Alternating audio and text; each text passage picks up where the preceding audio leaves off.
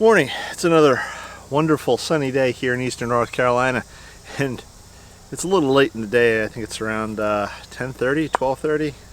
It's 10:40. I didn't get the time right. Today I'm going to start working on cleaning up the veg garden because a lot of the things in the veg garden have started to go over. The corn is done. Some of my tomato plants they're pretty done.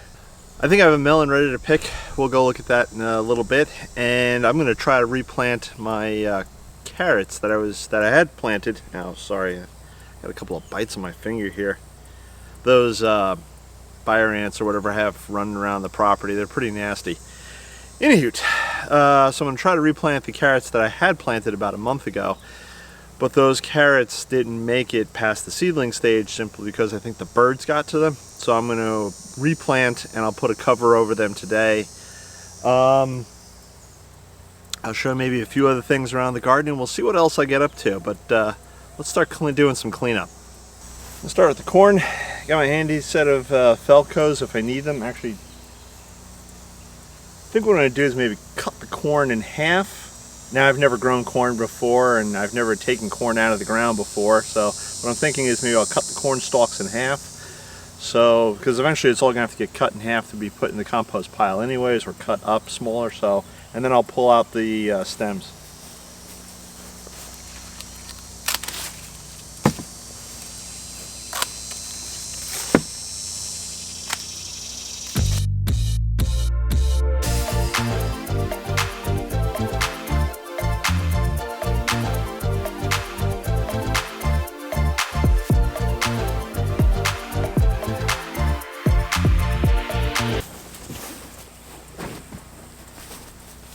If I didn't mention it before, my corn harvest was pretty sad. In fact, there was no corn harvest at all. The few ears that did get to size started getting moldy on the inside, and I think that was because of the heavy rain we were having at the time. We had days and days of heavy rain. I should have pulled those corn cobs before the rain, but I didn't think they were quite ready because of my inexperience. And the other corn cobs that did grow were very thin and small. So I think part of that mistake is I didn't leave enough room between each plant. I basically put them about a foot apart instead of leaving a little further apart. I think the recommended is about 2 feet, 18 inches to 2 feet. So live and learn. I think next year that's what I'll do, is maybe I'll put them further apart, and then maybe what I'm thinking is, for pollination purposes, is do the front of not only that bed but this bed as well, and hopefully I have a better crop next year. I also may try a different variety than Bantam. I think that was the variety. Yeah, Golden Bantam. I just looked at the tag. So I think I'll try that next year and see what happens, but c'est la vie, live and learn.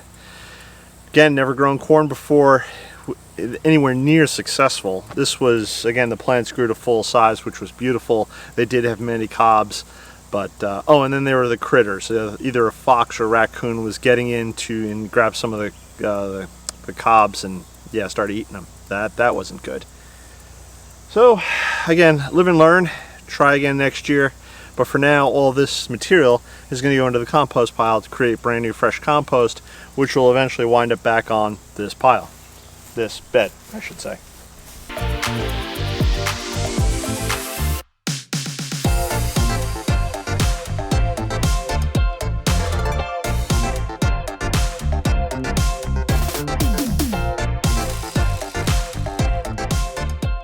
So there you go. The bed is cleared. Looks a little weird.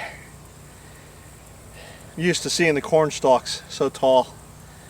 Makes the garden feel a little empty now. But such is life.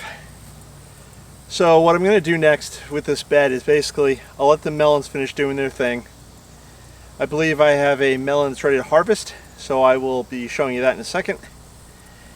And once the melons are done, I'm going to take some of that black weed cloth and I'll cover up the whole bed. That'll let the bed rest. It'll kill any weeds or grass that are underneath. Next spring, I will take that up. Probably late winter, early spring. I'll turn around, top it off with fresh compost, and then replant maybe some more corn, maybe more melons. We'll see. We'll get there when we get there.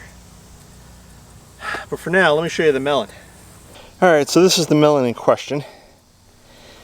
And from reading on the interwebs, if you got a large yellow spot, then that's an indicator. But I rotated my melon, which I'm not sure if that was good or bad. The other indicator is that down here, this little guy starts to go yellow or brown. But there's also this die back here, and this vine is going back. So I'm going to take the gamble, and I'm going to say this melon is done. It kind of sounds done. So I'm going to cut this off, and like I said, hopefully it's good to go. If I've messed up and this melon isn't good, ripe and ready to go, well then I have more. There's that one there. There's a couple over there. And there's one way down there. It's right about there. So I'll take this inside now, and when I go to cut into it, you guys will be there to see whether it's success or failure. Okay, so here we are at the tomatoes. Over here we have the mortgage lifter tomatoes. They're looking pretty sad. I think they've pretty much run their course. And as I'm told, apparently here in the South, tomatoes don't really go beyond August. That being said, my early girls still seem to be producing. Although the bugs seem to have gotten to them once again. And there's some bug damage. So I will clean these up. I will pull these up. They'll go in the compost bin like everything else. And we'll go on from there.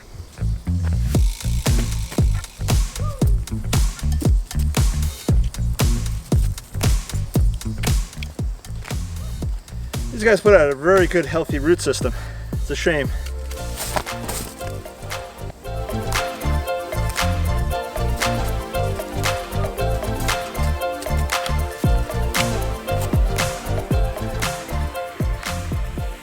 It's 12 o'clock now. It's feeling pretty damn hot. There are still just a few more things that I want to accomplish before I call it quits for the day. And one of them is planting potatoes from the spring. So if you remember, in the springtime I planted up to 4 beds. Sunflowers actually in one of the beds now. So I had 4 beds of potatoes. I harvested them. I had some mediocre harvest from it. And I think part of that was I didn't plant my potatoes early enough. And then I had some bad harvest because ants and other bugs had gotten to the plants. So, I'm going to try again. Did I mention it's hot? I'm going to try again in hopes for a fall harvest. So, I'll be planting up some of the better looking potatoes that I had. French fingerlings, which I had still labeled, and golden Yukon somethings. I don't know because I didn't label them. So some might be gems, some might be gold. I don't know, but I'll stick them in the ground. See what happens. If we get a good or decent harvest, I'd be thrilled. Let's get to planting those now. All right, so this ground actually still has some grass mulch on it, which is fine. It'll all eventually rot into the ground. And first and foremost, I'm going to throw my sign up to let me know what I've planted. Hori Hori knife, if you don't have one, I recommend you get one. And I'm going to plant these about 6 inches deep or so. This way I don't have to top them off later in the year. This one looks like it has some good eyes. So we're going to plant these up and we'll see what grows. If nothing grows, nothing grows. Alright, so that's about it for the French fingerlings. The rest of that I have are pretty blah. But I'm going to fill the rest of the bed, like I said, with the golden whatevers. And then we'll move on to the next task. Now the last time I planted these carrots, these are going to be romance.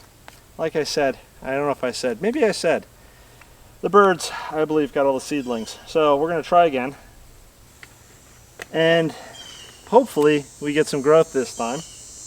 And what I'm going to do to prevent the birds from getting at these is I'm going to turn around and cover this with a bird netting. and I'll show you that in a few minutes.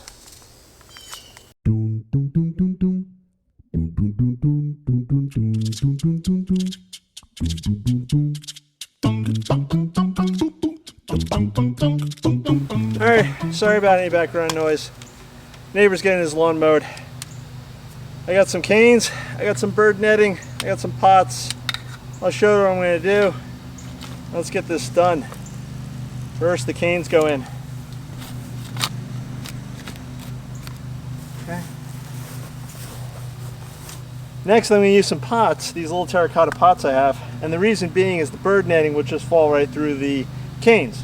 So if I have the pots on top, it gives the bird netting something to rest on.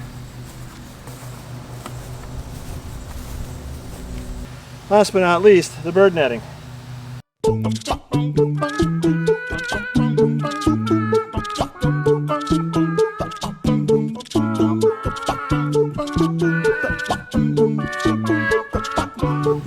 So there you go. Again, sorry about the lawnmower noise in the background. I could wait until he's done, but it's so hot and I just want to go inside, drink a lot, and take a cold shower. Before I do that, the carrots are replanted, the bird netting is in place.